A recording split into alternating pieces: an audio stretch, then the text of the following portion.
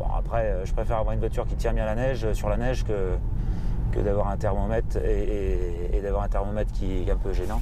Alors là, voilà, typiquement, voilà, là je suis parti en luge, c'est intéressant, justement parce qu'en fait j'ai lâché mon frein, ma pédale d'accélérateur, hein, donc je suis parti en freinage récupératif, mais il n'a pas du tout lancé le freinage récupératif.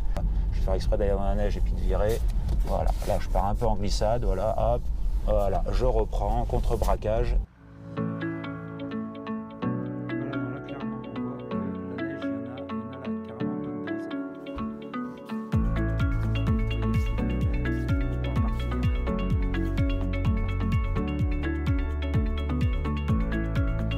Bon allez, on est reparti. Alors on va changer de destination. On va aller au stade Alexis-Boeuf à la Fécla, alors que nous sommes actuellement ici du côté du Revard avec toutes les pistes ici de Savoie-Grand-Revard. Voilà, donc il se positionne directement pour partir. Moi je vais partir tout droit, raccorder les petites zones bleues. Voilà, alors les configurations, on le rappelle encore une fois, en conduite. Moi je suis en accélération confort, direction assistée sport pour bien sentir mes pneus et freinage récupératif. Je préfère personnellement en standard. Voilà, donc là il fait moins 1 degré, c'est relativement glissant. Là on est sur directement sur la bonne neige, hein, voilà, donc là ça, voilà, toc, on voit ici en direction, ça tient bien sur la neige. On va quand même faire un petit peu attention parce que aujourd'hui je suis déjà passé en fait dans le sens inverse là, sur cette route, et c'est un peu glissant. Il y en a qui n'y arrivaient pas, ils enchaînaient. Là nous on est juste en pneu neige, hein, en snow track de Vredestein, hein, la taille 18 pouces. Voilà. Et on est reparti. Voilà. Donc là il y a une sous-couche glacée en fait. Hein. Voilà. On le sent en fait, hein, qu'il y a une petite perte d'adhérence en permanence. Mais rien de méchant pour cette Tesla. Alors depuis que j'ai essayé, là j'ai quand même pas mal roulé depuis la dernière vidéo. Alors il y a différentes choses à dire. Archi bluffant au niveau de l'accroche. On a l'impression même que c'est les 4 roues qui sont gérées de façon différente. Alors c'est peut-être pas le cas, j'en sais rien. C'est peut-être l'essieu avant et l'essieu arrière qui sont régulés de façon différente. Est-ce que c'est les 4 roues de façon dissociée? J'en sais rien, mais enfin en tout cas le résultat il est vraiment puissant. Il y a un petit piège quand même à avoir des fois, c'est qu'en fait en freinage, on peut relâcher la pédale, et même alors qu'on est en conduite ici, en conduite standard ici, et ben on lâche tout, et lui il refuse de freiner en fait parce qu'il considère qu'il n'y aura pas assez d'accroche. Donc il faut venir un petit peu au frein quand même des fois. Ça peut arriver, ça m'est arrivé tout à l'heure dans le sens inverse. On va voir dans la prochaine descente là du côté Fécla si c'est le cas. Voilà, tiens, lui il y en a un toi qui s'est mis peut-être en travers, je sais pas. Et qu'est-ce que j'étais en train de dire par rapport à... Tiens, ouais, non, on va pas essayer là-dessus. Je sais plus ce que je disais. Bon, oui, c'était au niveau du freinage. Il faut venir un petit peu au frein des fois quand on est en descente, alors qu'on est pied complètement relâché, et pour autant on n'est pas en freinage récupératif bas, et pour autant on n'a pas de petits dashes ici, de petits pointillés sur cette partie-là de l'écran. Là il y en a des tout petits, hein, voilà. Alors un truc qui est vraiment important en montagne, par contre, quand vous partez d'un endroit où il fait déjà froid, il faut bien préchauffer votre cabine, votre habitacle, et ça va préchauffer comme il faut votre batterie. Il faut vraiment le faire 20 minutes quoi. Alors par contre, ben oui, ça c'est un petit peu un problème, c'est que Tesla n'en parle pas. Ça m'est l'air de rien pendant qu'on fait ça. Si vous avez votre voiture dans une station de ski, que vous habitez en altitude, il faut quand même préciser que vous allez avoir besoin tout le temps de préchauffer votre voiture quoi. Donc sur le coût total de la voiture, là, vous utilisez l'électricité comme pour la préchauffer la voiture. Donc il faudra presque que je regarde un petit peu ce que ça donne en consommation, mais ça c'est écrit nulle part, hein. Et donc il faut bien se rendre compte que si on a une voiture et que vous voulez faire vos 600 000 km dans la montagne, et qu'il y a toutes les périodes de froid d'hiver, il va falloir que vous préchauffiez systématiquement votre batterie pour pouvoir avoir le freinage récupératif digne de ce nom. Parce que si vous faites rien, vous allez avoir des pointillés quasiment jusqu'au centre. C'est freinage zéro pointé, hein. C'est du freinage comme une voiture thermique, c'est-à-dire il n'y a pas de freinage quoi. Ça revient au même, hein, puisque c'est comme si vous étiez sur un régime, vous n'avez même pas de frein moteur. Bon, donc ça va pas quoi. Donc ça, et ben, il faut le préciser. Alors, vous voyez, ça décroche un petit peu, mais en 4 roues motrices, là, avec le système de régule de la Tesla, ça raccroche tout le temps. Voilà. Donc ça c'est super. Au niveau de la cabine, au niveau du chauffage de la cabine, ben, c'est super parce qu'ici on peut faire de façon dissociée. On peut ouvrir ici la ventilation, on la bouge vers le haut, on raccorde si on a envie. Voilà, on fait ce qu'on veut des deux côtés, hein, côté pilote, côté conducteur je veux dire, ou côté passager. On peut dissocier les températures, gauche-droite, ou les synchroniser si on a envie. On a les chauffages des fauteuils, si on veut se chauffer ici. Chacun, même le loustic à l'arrière, il a son petit chauffage au milieu s'il veut. Voilà, moi je ne le mets pas, je n'ai pas besoin là. J'ai assez chaud, mais vraiment ça c'est au niveau du confort, c'est super. Et puis si vous devez attendre les gamins pendant une période de stage de ski comme c'est aujourd'hui, bah, vous restez au chaud tout le temps puisqu'il n'y a pas besoin de mettre en route le moteur pour chauffer la cabine, ça consomme juste.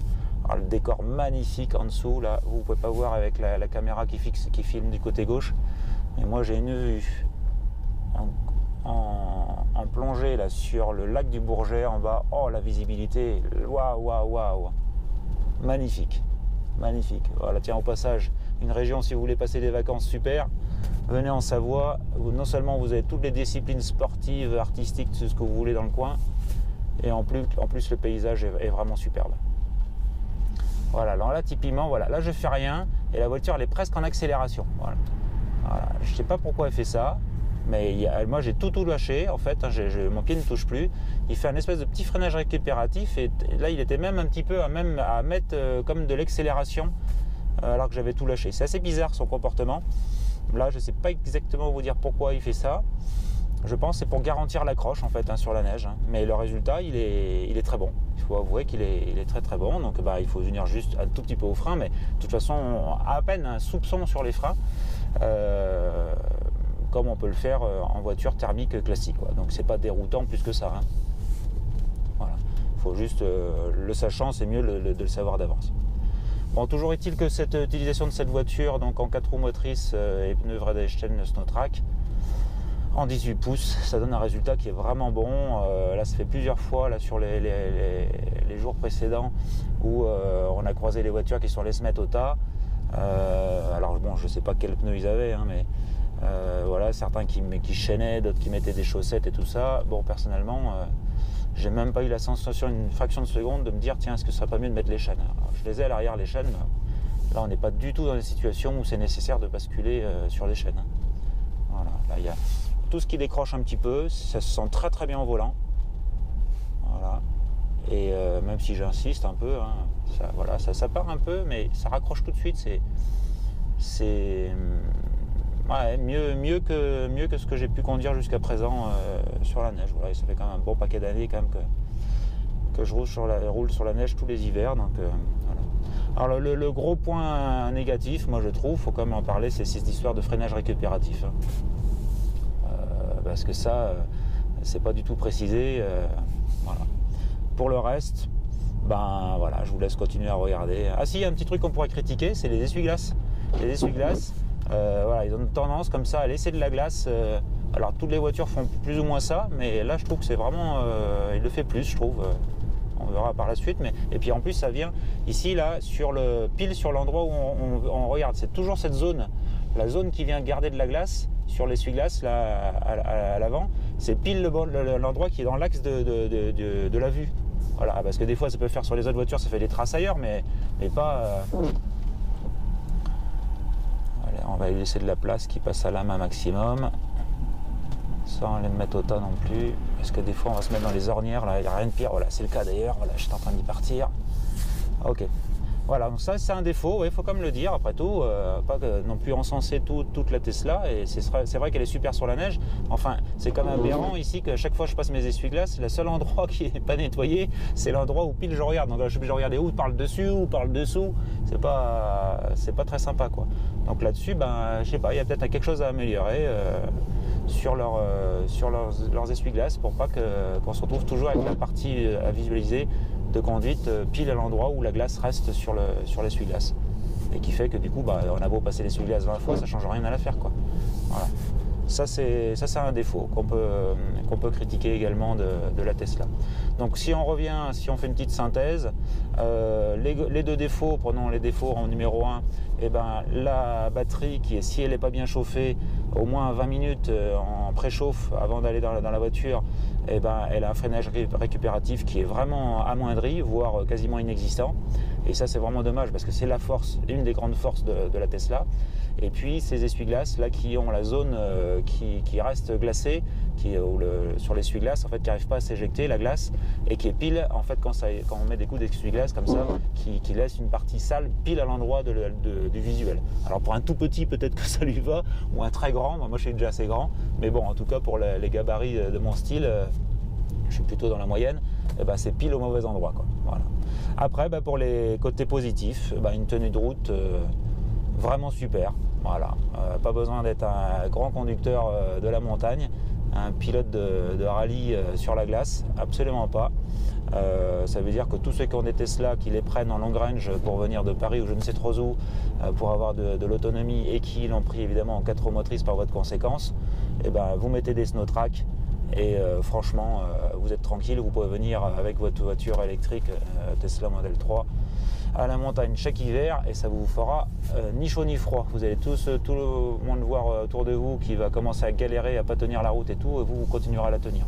Si après ça devient extrême, on verra. Dans les situations plus extrêmes, si j'en ai par la suite, on essaiera, on verra bien, puis je vous montrerai les vidéos. Mais en tout cas, la première analyse, après les premières vidéos qu'on a fait et celle d'aujourd'hui, franchement, ça tient vraiment super, quoi. Voilà, même si je le fais là, je vais le faire ici sur le grand virage, là, je vais faire exprès d'aller dans la neige et puis de virer. Voilà, là je pars un peu en glissade, voilà, hop. Voilà, je reprends, contre-braquage et ça revient tout de suite. C'est vraiment d'une facilité déconcertante. Il n'y a pas besoin, franchement, il n'y a pas besoin d'être un pilote de rallye pour faire ça, quoi. C'est juste du bon sens. Vous regardez où vous voulez aller et voilà, et vous mettez les roues dans le sens où vous voulez aller, quoi.